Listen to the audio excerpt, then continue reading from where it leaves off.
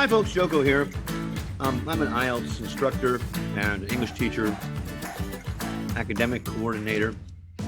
I had a group of schools in Southeast Asia, and I've been doing IELTS feedback for free for people on the internet for more than 2.5 years now. And just before I ran across this report that I'm providing feedback on tonight, I happened to catch a video from one of the big names in the IELTS tutoring community, and it was from Father's Day, so it wasn't that long ago, and I agree with 90% of what this person who runs the company has to say.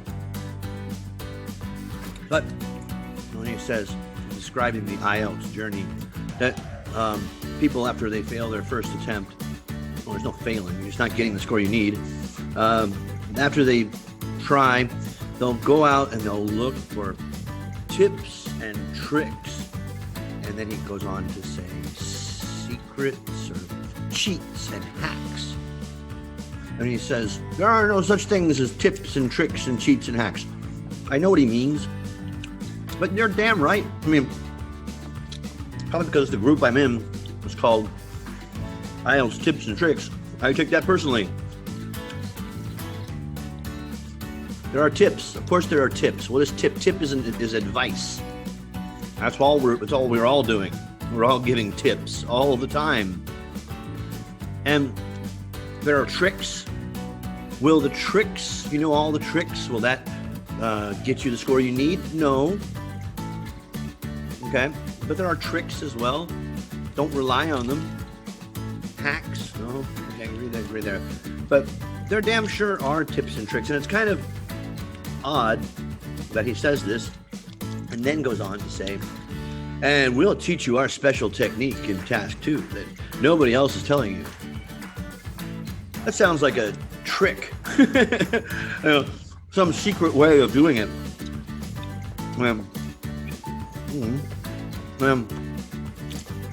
They mentioned the FAP, no, not FAP, PPF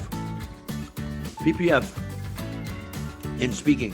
And a lot of people use this, and it's endorsed by like the training materials you can get free from the British Council talk about the PPF technique, past, present, future. And he's right, it's not suitable for every case.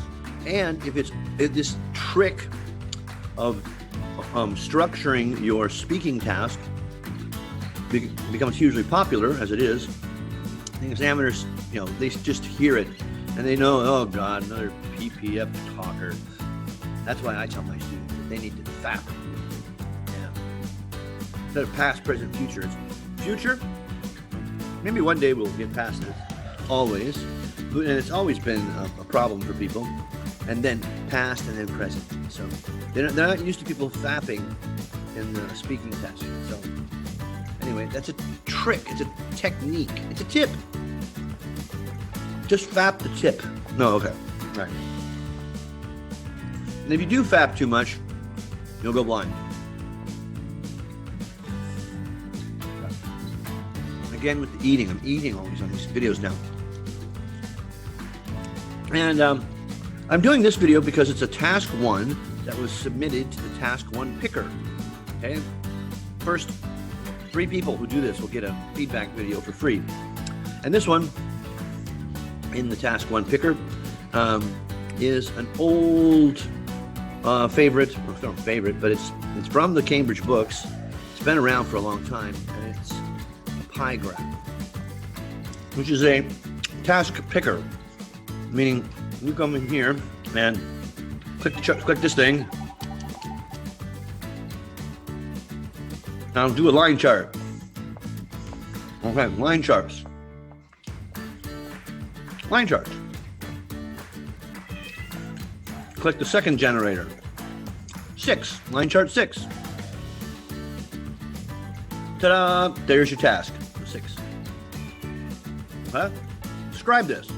So, thank you, my friend, for using the task 1 picker to get to this graphic here. I need to make this smaller. It's too big to see in one thing. But it's, I guess you didn't read this part here, okay? About tips. No, because you're not, there are no tips. No. Tips with pie graphs. Okay, pie graphs always represent proportions, okay? Percentages of the whole. The pie is the full 100% of whatever unit is being measured, okay? And when comparing data on different graphs, be careful to avoid language like more or greater, because you can't really be sure what something is a percentage of. Right? And I give this little example here. 2 countries with population. Perfect.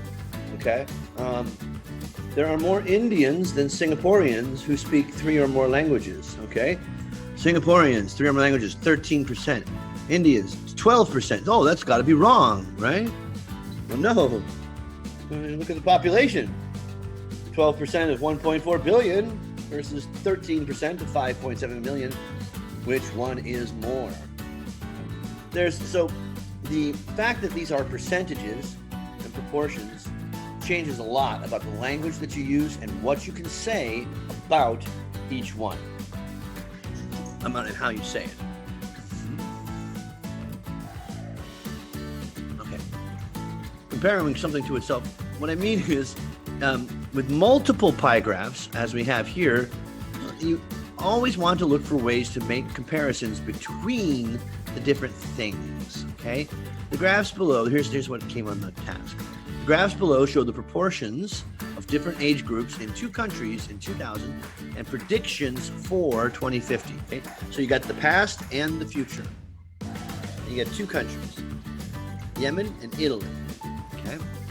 Now, with any task one, you really need to stop and take some time to think about and understand what the graphic represents.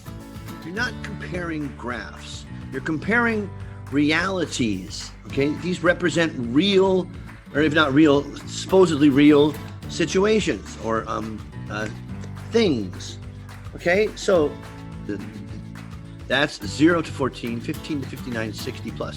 Why did they choose those 3? Okay, think about it. What is another name for people 0 to 14 years of age? What can you call those people? Children? Youngsters. No, not youngsters. Children. Okay. 60 plus old people, seniors. Nice word for it. Or senior citizens, the elderly even. And what do you call the black number? Everybody else, 44 years, from 15 to 59. Meow? Is that what you said, Badger? Meow? No, they're not meow. They are... Who's the adult in the... Adults. They're adults, okay? Adults. I gotta let my cat out.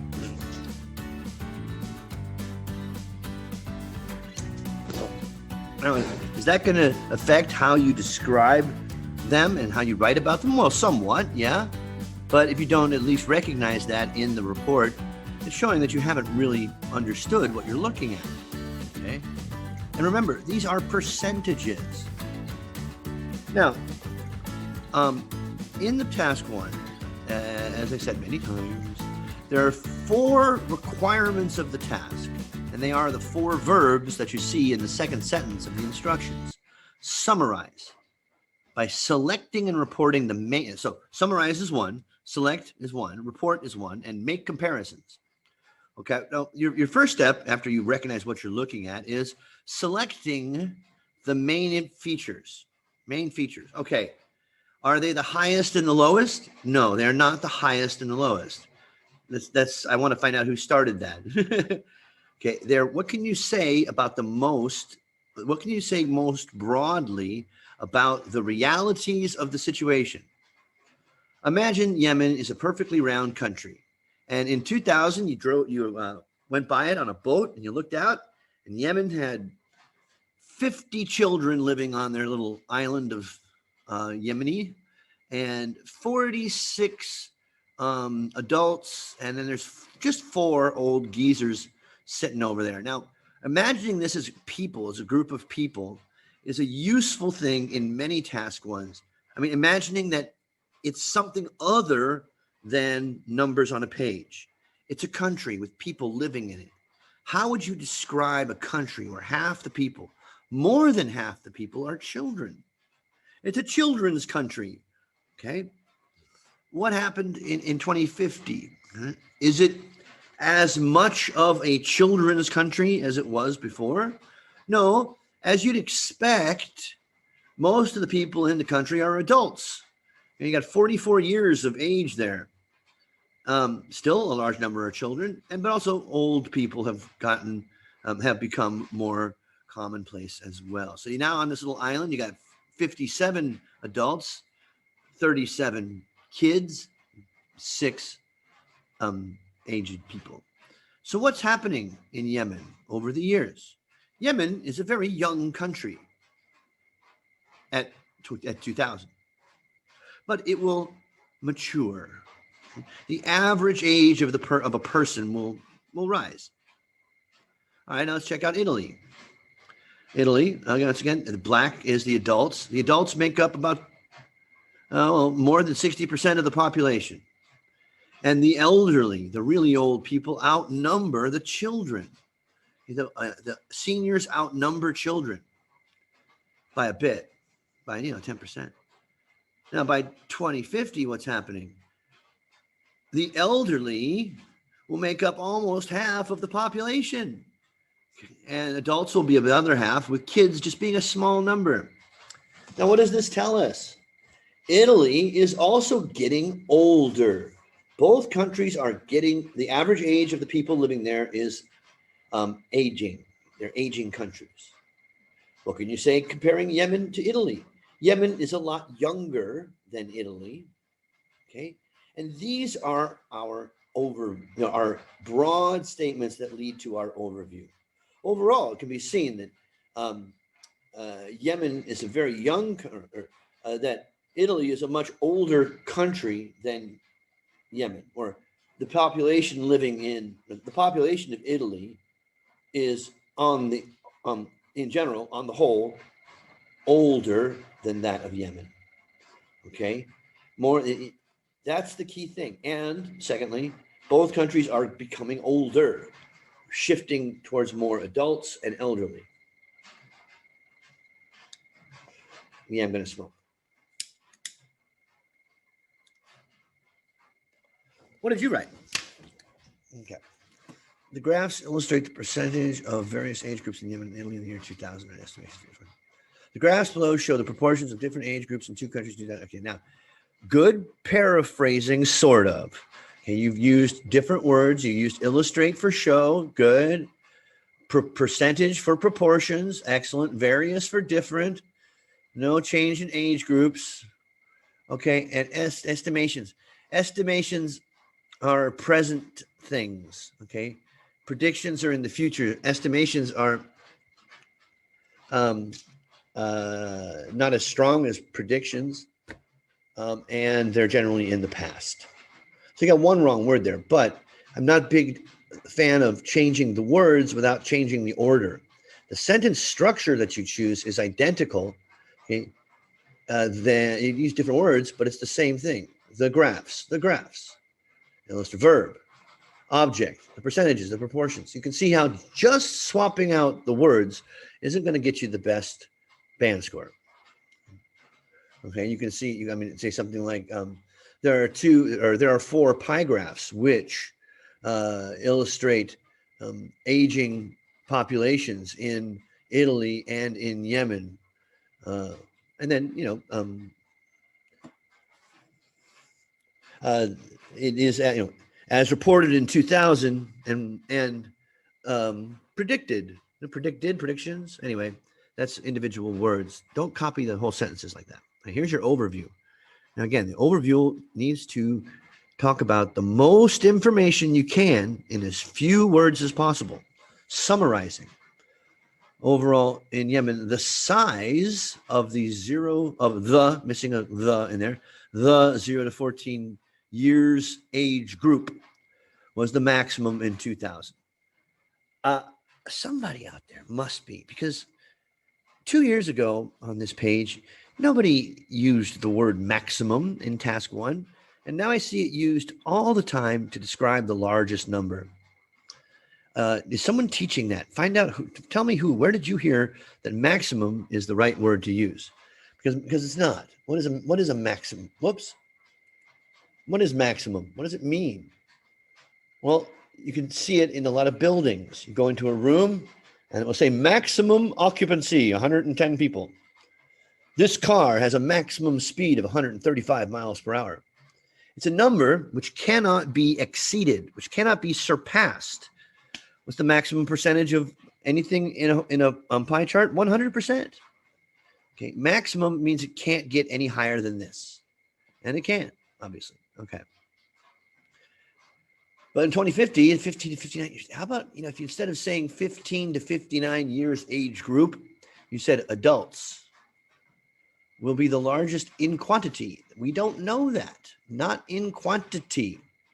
Okay, what you've said is that adults, actually, I guess they will be the largest in quantity at that time. Yes. Okay, yeah, that's fine.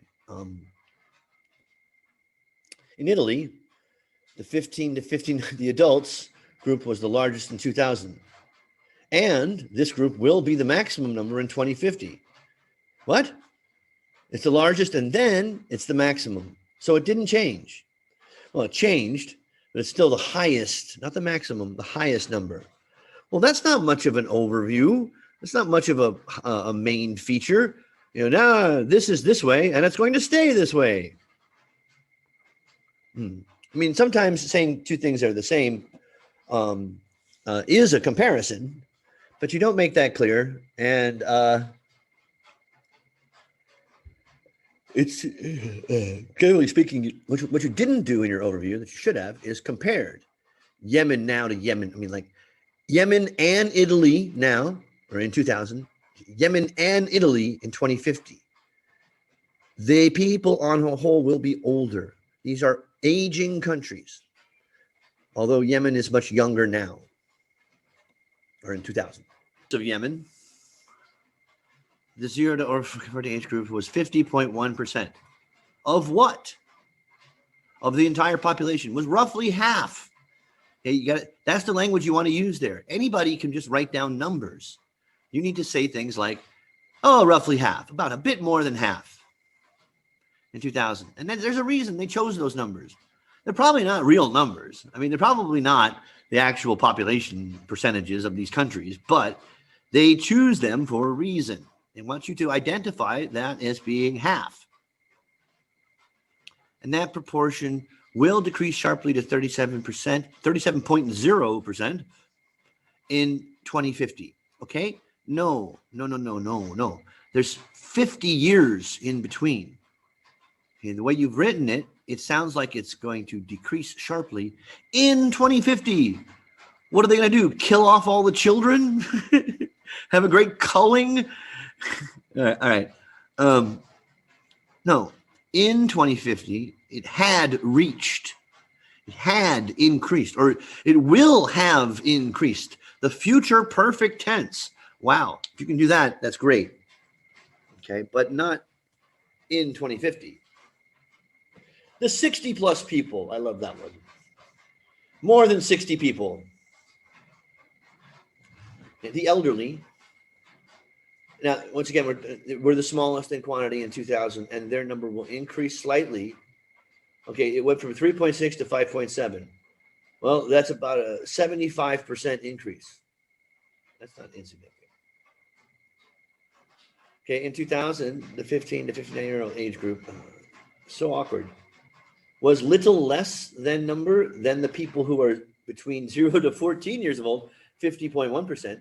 You've already said 50.1%. You're repeating statistics. That's really bad. But this will change in 2050. No, by 2050. Before 2050, it will change. Okay, the 50 will be the largest in size, followed by an age. an age group who are between kids. So that's the third time in that paragraph. You said 0 to 14 years age group. 3 times. And that's a big no-no. Now, there's only 3 age groups. How are you going to fill up this paragraph? By comparing it to other countries or other times. You have the ability to compare Yemen now and Yemen in the future. Or you do, I suppose. Okay, but you don't compare Yemen to Italy at all. And you don't compare Italy to Yemen. All right. Is that a good topic sentence? Anyway, in 2050, the quantity, we don't know that the quantity will decrease significantly to 46.2%. If you've got 61% now and the population goes up and the number of people stays the same, okay, it's 61% of this. So this is 61% of this. Well, if I go up and this stays the same, it's now 46%. So the number may not have changed.